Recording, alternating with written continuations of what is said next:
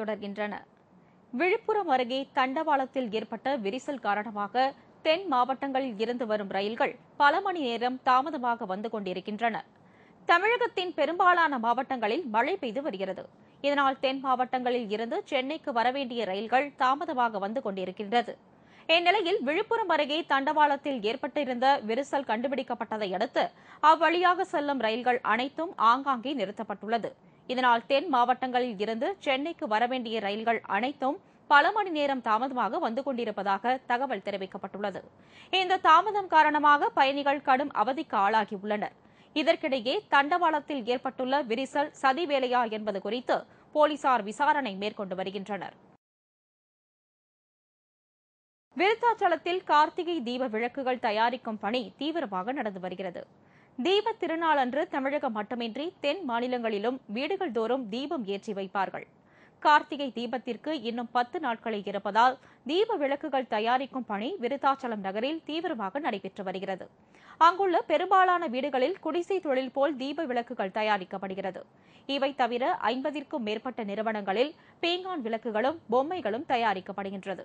தமிழகம் மட்டுமின்றி வெளி மாநிலங்களில் இருந்தும் ஏராளமான வியாபாரிகள் அகல் விளக்குகளை வாங்கிச் செல்ல விருத்தாச்சலத்திற்கு வருவதால் உற்பத்தியாளர்கள் மகிழ்ச்சி அடைந்துள்ளனர். தருமபுரி அருகே போலி மதுபானம் தயாரித்து வந்த 5 பேர் கொண்ட கும்பலை போலீசார் கைது செய்தனர். தருமபுரி மாவட்டம் காரிமங்கலம் மொரப்பூர் சாலையில் நேற்று இரவு போலீசார் தீவிர வாகன சோதனையில் ஈடுபட்டிருந்தனர். அப்போது இருசக்கர வாகனத்தில் வந்த இருவரை மடக்கி விசாரணை செய்ததில் அவர்களிடம் போலி மதுபான பாட்டில்கள் இருப்பது தெரியவந்தது. தொடர்ந்து அவர்களிடம் விசாரணை நடத்தியதில் மொரப்பூர் சாலையில் உள்ள வாழை தோட்டத்தில் போலி மதுபானங்கள் தயாரித்து வருவது தெரியவந்தது. இதையடுத்து போலீசார் சம்பவ இடத்திற்கு விரைந்து சென்று மேலும் 3 பேரை கைது செய்தனர். அப்போது ஒருவர் தலைமறைவானார். அவர்களிடம் இருந்து சுமார் 900 போலி மதுபாட்டில்கள் மற்றும் 560 லிட்டர் எரிசாராயம் ஆகியவை பறிமுதல் செய்யப்பட்டன. திருச்சி சோமரசம்பேட்டையில் 50,000 ரூபாய் லஞ்சம் வாங்கிய காவல் நிலைய ஆய்வாளரும் இடைத்தரகரும் கைது செய்யப்பட்டனர். திருச்சி சோமரசம்பேட்டை பகுதியைச் சேர்ந்த துரைபாண்டி ரியல் எஸ்டேட் தொழிலில் ஈடுபட்டுள்ளார். இவருக்கும் மற்றொரு முக்கிய பிரமுகருக்கும் ஏற்பட்ட தகராறில் துரைபாண்டியை கைது செய்யாமல் இருக்க காவல் நிலைய ஆய்வாளர் சாமுவேல் ஞானம் 50,000 ரூபாய் லஞ்சம் கேட்டுள்ளார். இந்த லஞ்ச பணத்தை இடைத்தரகர் சதீஷ் மூலம் கொடுக்குமாறும் அவர் கூறியுள்ளார். இதன்படி துரைபாண்டி இடைத்தரகரிடம் பணத்தை கொடுத்தபோது அங்கு மறைந்திருந்த லஞ்ச ஒழிப்பு போலீசார் கையும் களவுமாக பிடித்து கைது செய்தனர். அவரிடம் நடத்திய தீவிர விசாரணைக்கு பின்னர் காவல் நிலைய ஆய்வாளர் சாமுவேல் ஞானமும் கைது செய்யப்பட்டார். திருச்சி மாவட்ட ஆட்சியர் வளாகத்தில் விவசாயிகள் விலைவாசி உயர்வையும் மத்திய மாநில அரசுகளை கண்டித்தும் ஆர்ப்பாட்டத்தில் ஈடுபட்டனர். திருச்சி மாவட்ட ஆட்சியர் அலுவலகத்தில் விவசாயிகள் குறைதீர்க்கும் கூட்டம் நடைபெறும் என அறிவிக்கப்பட்டிருந்தது. இந்நிலையில் அனைத்து விவசாய சங்க தலைவர்கள் மற்றும் விவசாயிகள் கூட்டத்தை புறக்கணித்துவிட்டு மாவட்ட ஆட்சியர் வளாகத்தில் ஆர்ப்பாட்டத்தில் ஈடுபட்டனர். இந்த ஆர்ப்பாட்டத்தில் கடுமையான உரவிலை உயர்வு மற்றும் விவசாய பொருட்களின் விலை உயர்வை கண்டித்து மத்திய மாநில அரசுகளுக்கு எதிராக கோஷங்கள் எழுப்பப்பட்டன.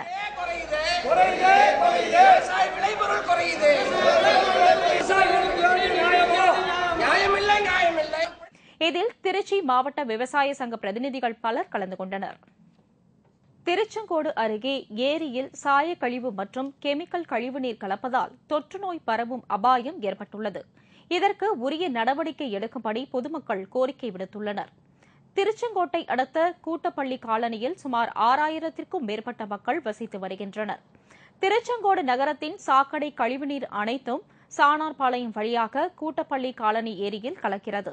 மேலும் சாக்கடை கழிவுநீருடன் சாயக்கழிவு மற்றும் கெமிக்கல் கழிவுநீர் கலந்து கூட்டப்பள்ளி ஏரியில் சென்றடைகிறது. இதனால் அப்பகுதி சுற்றுச்சூழல் மாசுபடுவதோடு நிலத்தடி நீரும் கடுமையாக பாதிக்கப்பட்டுள்ளது. மேலும் அப்பகுதியில் உள்ள மக்கள் தோல் வியாதி மற்றும் நுரையீரல் நோயால் பாதிக்கப்பட்டுள்ளனர். கெமிக்கல் மற்றும் சாய கழிவுநீரால் கொசு தொல்லைகள் அதிகரித்து பொதுமக்கள் அவதிப்பட்டு வருகின்றனர். மேலும் வீட்டில் வைத்திருக்கும் செம்பு, பித்தளை, சில்வர் பாத்திரங்கள் மாசுபட்ட காற்றினால் துருப்பிடித்து கருத்து போகிறது.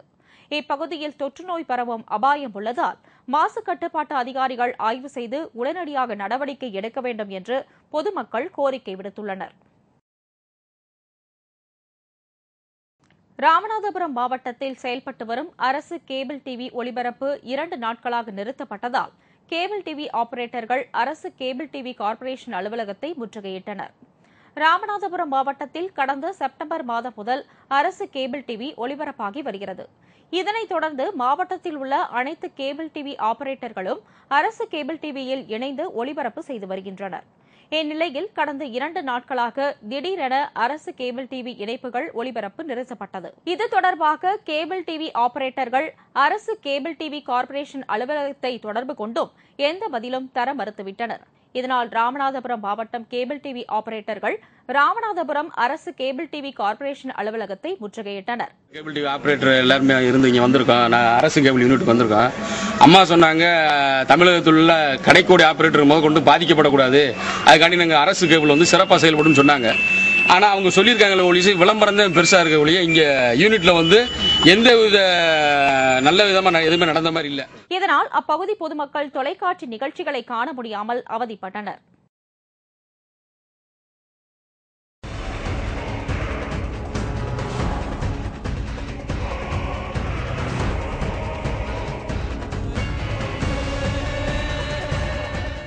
ஆச்சரியம், ஆனால் உண்மை.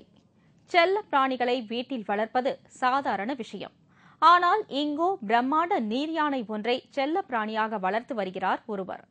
வீட்டுக்குள்ளே கட்டப்பட்ட நீச்சல் குளத்தில் பொழுதுபோக்கு, கட்டிலில் மெத்தை போட்டு அதில் சுகமான உறக்கம், நாய் பூனையுடன் இணைந்து உணவு என்று இந்த நீர் யானைக்கு கிடைத்த ராஜபோக வாழ்க்கையை பாருங்கள்.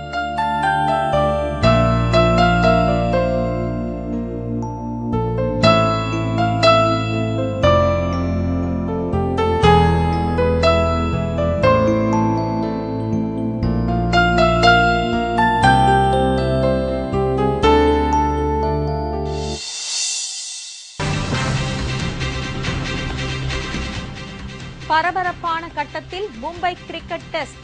இந்தியா வெற்றி பெற 243 ரன்கள் இலக்கு. விவரம் இடைவேளைக்கு பிறகு.